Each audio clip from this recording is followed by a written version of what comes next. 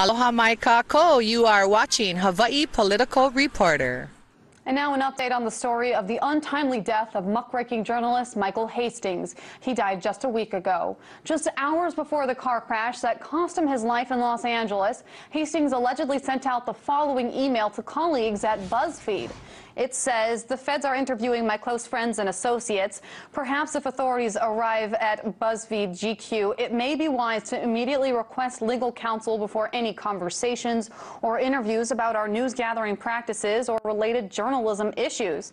Also, I'm onto a big story and needs to go off the radar for a bit. All the best. Hope to see you soon, Michael." The email was leaked to KTLA by Staff Sergeant Joseph Biggs, who received the email and met Hastings while he was embedded in Afghanistan. While BuzzFeed has confirmed that Hastings thought the FBI might be looking into him, just as in life, Michael Hastings' death raises questions about the actions of the powerful. What stood out in your mind? You said you couldn't get the police report. They weren't giving that out. Yeah. So what else stood out in your mind? Well, the fact that when you go to the LA Police Department, then you go to the fire department, and you go to the different agencies, they all said they couldn't comment, and some of them said they were told not to comment on the story. So that kind of stands out. If you know, we look at the NSA, the government says if you have nothing to hide, don't worry. I think it kind of has a reverse role here.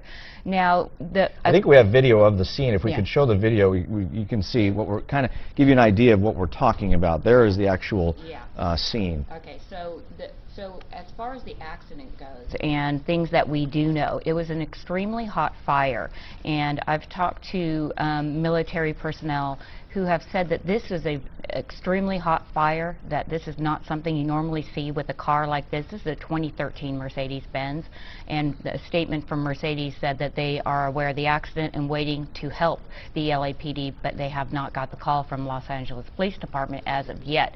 So that intensity of the fire is very concerning, and also the placement of the engine and the drivetrain, as we see here.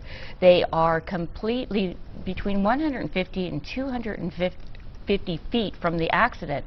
However, the car was going south and the engine and drivetrain were behind it. And after I spoke with a couple of university physics professors, they said in an accident like this, the engines and whatnot would go with the forward velocity of the... So what does your gut tell you in something like this? You've been on a lot of these stories. What are you looking at, and where are you going with this? Well, I'm looking at all possibilities. I mean, he could have been drinking and driving. That's certainly something he could have done. And he was near the clubs on Sunset Boulevard, so that's a possibility. But I'm more inclined to believe that there were absolutely zero skid marks. So something else happened. Either the car malfunctioned or something was on the car that allowed that to trigger and blow up. Mercedes says their cars just don't blow up. They take great care for them not to do so. You said something also very interesting, that cars can be remotely controlled. Is that you'd mentioned something to that effect? Absolutely, and that came out of the University of San Diego here. They did a report in 2010, which they took like a basic car, like a Nissan Sentra, and using an iPad like we all have here on the desk, they were able to hack into the car system and operate the accelerator, the brakes, windshield wipers, lights, steering. So there are so many factors in play here. There's a lot more investigation that needs to be taken here, and I will continue to follow it. Obviously, if there's any kind of foul play involved. A few weeks ago, his car, most of you know the story, blew up while driving down the street, and the engine shot down the road the other direction. And I talked to well-known reporter, Nomi Prinz, who lives nearby. She went and looked at it. She said the tree wasn't even really damaged. And it looked like from the photos it came up to rest against it. Then we learned he was getting death threats. Hours before he said, "I'm going to go into hiding off the radar. I've got my biggest story ever." Listen, if I ever come on here and say, "I'm getting threats, I'm going off the radar, I'm about to break my biggest story ever," and my car blows up, man, I want an investigation. And I said on air a few weeks ago, I said it's a very low probability that this wasn't some type of car bomb, just from all the experts and military people I had on days after that looked at it. Then I said, we need to go talk to the police and the fire department, and if they're told not to talk to people, and I said this on air over and over again, and if they try to suppress the police reports, the first reports, I said, ladies and gentlemen, it means national security pressure was put on them. This is NDAA type stuff. And again, ladies and gentlemen, I happen to know through family connections and things that there have been federal hit teams in this country. They don't even have to hire organized crime for a very long time. I'm going to leave it at that, because I got family that gets mad if I talk about it. But I've told the story before. And the whole issue here is the public is very naive. Now, San Diego and other TV stations went, and because they'd heard our show and others, and said, well, the family said they wanted an investigation, and his friends were questioning. We just wanted to learn the details. And they even had to apologize on one of the newscasts and say, we don't want to be conspiracy theorists. That'd be like Caesar stabbed 100 times 2,000 years ago, and people say, oh, it's a conspiracy theory that he was murdered. When you're to the point in this country where the media barely decides to do any of its job and has to apologize, you're in trouble. And the media's like, it's so strange. They usually give us their police reports. They're acting very strange. They've been told, here's the key, not to talk. They're like, by who? And they're like, we're not going to tell you, but we're scared. Just like the family's scared. And Staff Sergeant Biggs, who we're about to go to, he said a few weeks ago when he went on Fox, they tried to belittle him and, you know, say, well, we don't want to hear conspiracies. Just when he said, hey, it looks strange to me, it should be investigated. How evil! It should be investigated. He said, look, the family, I've been to the funeral. They're scared, but the wife is saying she wants to bring down whoever did this. You'd think that'd be national news. No news coverage of him saying that on this show 2 weeks later. Okay? So understand, ladies and gentlemen, the widow saying she thinks there might be something going on and she wants to bring down whoever did this, and she's going to fight this somehow. That would be national news. The media normally in the old days, just even 20 years ago, 10 years ago, if one of their people got killed, everybody investigated it out of a sense of camaraderie, basic common sense. We better hang together or hang separate.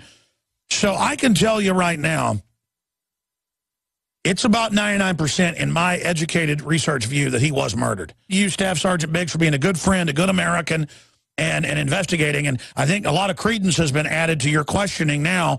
What do you think of everything that's transpired since we talked a week and a half ago, sir? Yeah, there's a lot of crazy things been popping up. I found out recently that the LAPD actually made a stop by Michael's house just a couple days prior. And they were spotted there. He was also spotted looking under his car a few days prior. So that in itself is pretty fishy, along with the fact that I called the LAPD and they told me there's nothing they can do. They wouldn't tell me anything. And it seemed as soon as I brought up Michael's name, they all kind of just got hush-hush and just acted a bit, uneased. It very well could have been foul play that took Michael Hastings' life, and to establish that, I think it would definitely serve our interest to take a look at the idea of car sabotage and how that can be accomplished electronically in this very electronic era. And to do that, let's turn to an article that appeared in the New York Times back in March of 2011 under the headline, "Researchers Show How a Car's Electronics Can Be Taken Over Remotely." Quote, "With a modest amount of expertise, computer hackers could gain remote access to someone's car, just as they do to people's personal computers, and take over the vehicle's basic functions, including control of its engine, according to a report by computer scientists from the University of California, San Diego, and the University of Washington. Although no such takeovers have been reported in the real world, the scientists were able to do exactly this in an experiment conducted on a car they bought for the purpose of trying to hack it. Their report, delivered last Friday to the National Academy of Sciences Transportation Research Board, described how such unauthorized intrusions could theoretically take place. Because many of today's cars contain cellular connections and Bluetooth wireless technology, it is possible for a hacker working from a remote location to take control of various features, like the car locks and brakes, as well as to track the vehicle location, eavesdrop on its cabin, and steal vehicle data, the researcher said. They described a range of potential compromises of car security and safety." End quote. I would encourage you to continue reading that article, which of course will be linked up in the show notes. But for those of you who are incredulous at those well-known conspiracy theorists of the University of California, San Diego, and the University of Washington and their conspiracy research, well, don't take their word for it. Take DARPA's. Good afternoon. Right, so we've been hearing a lot today about the importance of improving computer security. As Dan just alluded to, though, it's not just traditional computers that we need to worry about. There are many other kinds of systems as well. The slide that's been omitted showed a result of the researchers at UCSD and the University of Washington hacking into the dashboard display of a typical American sedan, making it show that the car was going 140 miles an hour while in park. Drilling down a little bit, modern vehicles consist of between 30 and 100 embedded control units, which are essentially small computers connected via a CAN bus. These cars are required by law to have a diagnostic port, typically located under the steering wheel, that allows mechanics to download diagnostic information and to perform software updates. In a first paper, the researchers from UCSD and the University of Washington showed that if they could touch the CAN bus through that diagnostic port, they could take over all of the functionality of the car that's controlled by software. And in a modern automobile, that's pretty much everything. The brakes are controlled by software because of anti-lock braking. The acceleration is controlled by software because of cruise control. And in those fancy new cars that can park themselves, even the steering is under software control. The reaction to this first paper was somewhat muted, perhaps because if the researchers had access to that diagnostic port, they were inside the car, and so already had physical access to the brakes, acceleration, and steering. They responded with a second paper in which they showed a variety of ways of touching that CAN bus without physically touching the car. These attacks involved infecting the computers in the repair shop and then having that infection spread to the car through the diagnostic port, or hacking in through the Bluetooth system, or using the cell phone network to break in through the telematics unit that's normally used to provide roadside assistance. The most ingenious attack, though, used the stereo system in the car. The researchers were able to craft an electronic version of a song that played just fine in your home stereo system or on your personal computer. But when you put that on a CD and played it in the car CD player, it took over total control of your automobile. Yeah, right. Pretty scary, huh? And if DARPA's word for it isn't convincing enough, we can also get Richard Clarke's word for this. Richard Clarke, of course, being the former counterterrorism czar under Clinton and Bush, who was contacted by the Huffington Post about the Hastings assassination for reasons I can't even imagine, and actually gave a very interesting comment. And that's reported on in an article that appeared on the 26th of June, appeared on the 24th of June, was updated on the 26th, on the Huffington Post under the headline, "Was Michael Hastings' car hacked?" Richard Clarke says it's possible. Quote, "The peculiar circumstances of journalist Michael Hastings' death in Los Angeles last week have unleashed a wave of conspiracy theories. Now there's another theory to contribute to the paranoia. According to a prominent security analyst, technology exists that could have allowed someone to hack his car. Former U.S. National Coordinator for Security, Infrastructure Protection, and Counterterrorism Richard Clarke told the Huffington Post that what is known about the single-vehicle crash is consistent with a car cyber attack. Clarke said, there is reason to believe that intelligence agencies for major powers, including the United States, know how to remotely seize control of a car. What has been revealed as a result of some research at universities is that it's relatively easy to hack your way into the control system of a car, and to do such things as cause acceleration when the driver doesn't want acceleration, to throw on the brakes when the driver doesn't want the brakes, to launch an airbag. Clarke told the Huffington Post, you can do some really highly destructive things now through hacking a car, and it's not that hard. So if there were a cyber attack on the car, and I'm not saying there was, Clarke added, I think whoever did it would probably get away with it. I'm not a conspiracy guy. In fact, I've spent most of my life knocking down conspiracy theories, said Clarke, who ran afoul of the second Bush administration when he criticized the decision to invade Iraq after 9/11. But my rule has always been, you don't knock down a conspiracy theory until you can prove it wrong. And in the case of Michael Hastings, what evidence is available publicly is consistent with a car cyber attack. And the problem with that is, you can't prove it. End quote.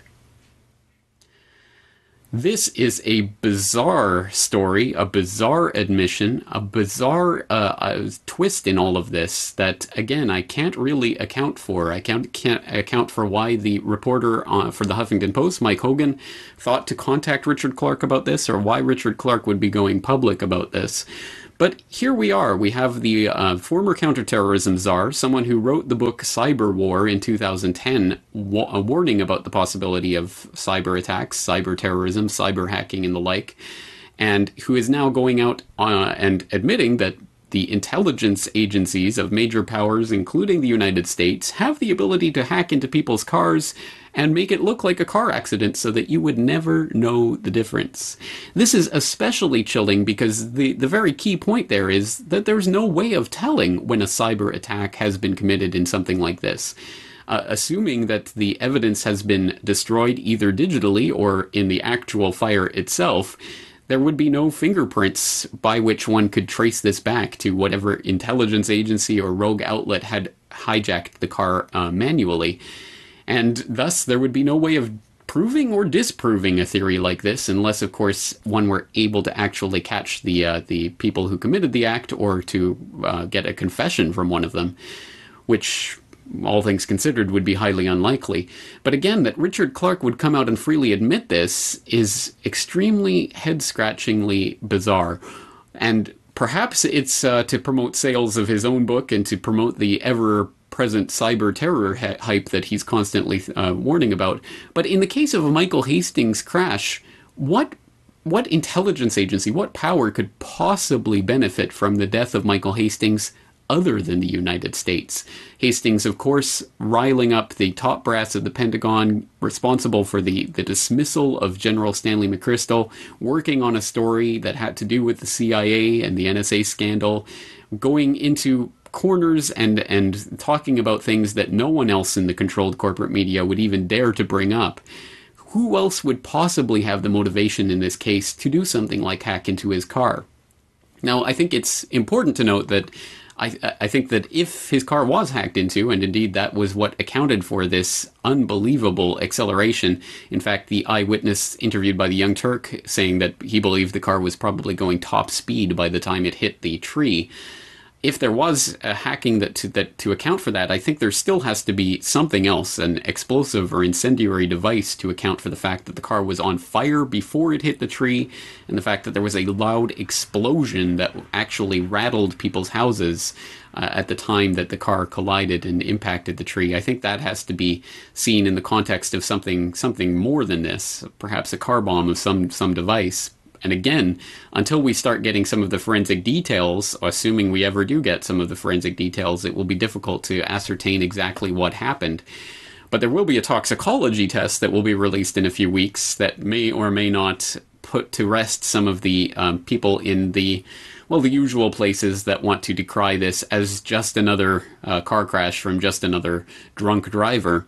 As Breitbart.com has forwarded in their coverage of this, on the 21st of June 2013, they released an article under the headline, LA Weekly, Michael Hastings' car was speeding, had drunk driving history, which goes into some very spurious details of Michael Hastings' past and attempts to use that to smear him and basically make this seem like it was just another drunk driving accident.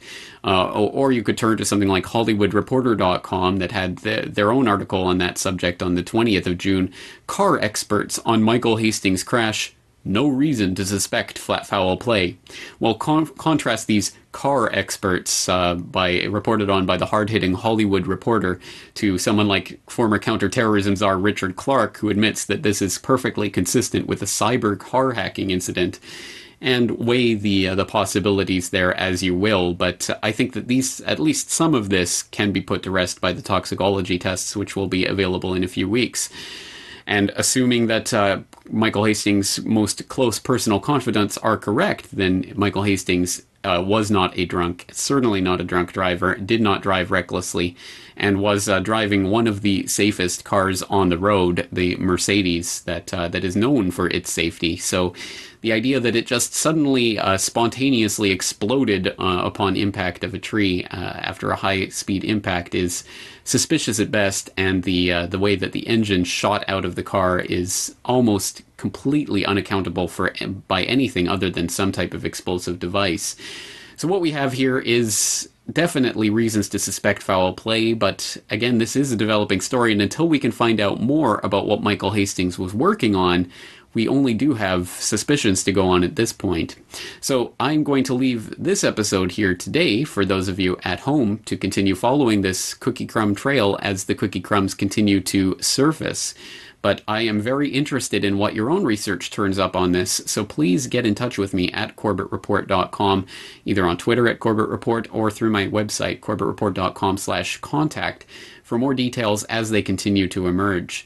But I think that it is extremely clear that what we have here is a mainstream journalist who was very much fighting against that establishment, even in some relatively mainstream venues, who had quite a bit of success in his journalism and even was able to shake up some of the top brass of the Pentagon, admittedly working on a large developing story that would have shaken some of the top intelligence agencies in the U.S. intelligence hierarchy, and believed that he was being investigated by the FBI just hours before he met his fiery death. I think there is more than enough reason to suspect that something very untoward took place here, and it is definitely our responsibility as the free and independent media to be investigating that. It's certainly one part of what's going on is the war on whistleblowers. And again, whatever Snowden is and whatever he's been doing, I think one thing that his case has highlighted is the fact that, yes, there is a concerted war on whistleblowers that is going on in the Obama administration and has been for quite some time. And from one type of manhunt to another, not only is there a war on whistleblowers, of course, there's the attendant war on journalists who bother to report on what the whistleblowers are saying. So, for example, David Gregory on Meet the Press floating the idea that perhaps Glenn Greenwald should be arrested for having reported on this story. A pretty remarkable thing for a country that still at least pretends to espouse affiliation to the First Amendment. But just as some remarkable things that are happening, and of course, in that war on journalism, we just saw what could have been a casualty in that war with Michael Hastings, the reporter for Rolling Stone and BuzzFeed, who famously penned the article in Rolling Stone in 2010 that led to the dismissal of General Stanley McChrystal from the head of the ISAF in Afghanistan. A pretty important reporter in a lot of different ways, and one who was getting increasingly vocal about his opposition to the establishment in general, and who was apparently working on a story about the CIA and was believed himself, at any rate, to be under investigation by the FBI, sending a panicked email just hours before his fiery death in a mysterious car crash that saw his engine being thrown 50 to 60 yards away from the car, which was already on fire before it even hit the tree. Just a bizarre story in lots of ways. Your take on what happened to Michael Hastings there in California last month? Well, I find the whole thing's extraordinary, and you're quite right. He has certainly been stamping on the establishment's feet, particularly the industrial military complex establishment. He's also had a go at David Petraeus, who let's say is portrayed as being a highly honourable gentleman, apart from the fact, he cheated on his wife and made his first big career move by marrying the boss's daughter when he was at West Point.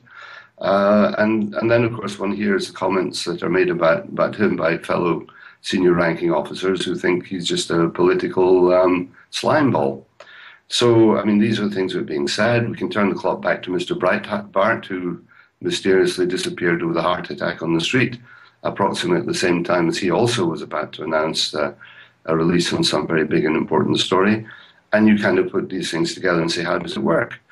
Now, there's an extremely good journalist who you may or may not know of in Germany called Lars Schall, who follows two things with great intensity, this kind of event and also the gold rigging and where the Germans' physical gold is.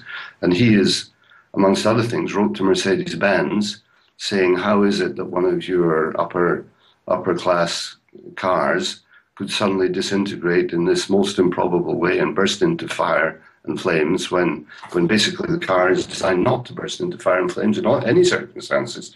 And how can a motor, which is meant to be attached firmly to a chassis, be found 50 meters away from the car?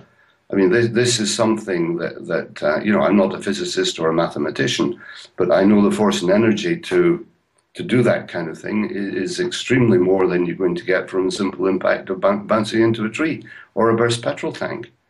So the whole thing merits extremely close investigation. And of course, what we're being fed with at the same time is how this dreadful person is stuck in an airport potentially in Vienna, and that covers all the news. So we get all the things that are not relevant, and the thing where one should be seriously asking a question of what is the LA Police Department doing about this? What is the state, what are the CIA and other investigators doing about this? What is the press doing about it? And there is almost no coverage. It's just a great big smokescreen. And it takes me back to O.J. Simpson, where, I've seen his car on a video, his SUV on a video, driving, being followed by police cars. I guess that's been on television billions of times. And I just wonder what goes on in the minds of the average member of the American population when he sees things like this. I mean, are they completely devoid of reasoning capacity? In which case, perhaps they deserve the outcome they're going to have, which is they're going to be enslaved by a system that just slowly puts them to sleep and, unfortunately, allows the most powerful nation in the world to go unchecked and uncontrolled in pursuing policies to the great detriment of the other 80% of the world who are not actually American. It isn't, and you bring up so many good points. Breitbart, of course, the connection there with a 41-year-old who drops dead of a heart attack on the street on the very morning of the day that he said he was going to be releasing a video damaging to Barack Obama's re-election campaign. And that death ruled of natural causes by a coroner who himself ends up dying a few weeks later of arsenic poisoning. Just some bizarre things going on that, again, are not even touched on in the mainstream media, and one has to scratch their head.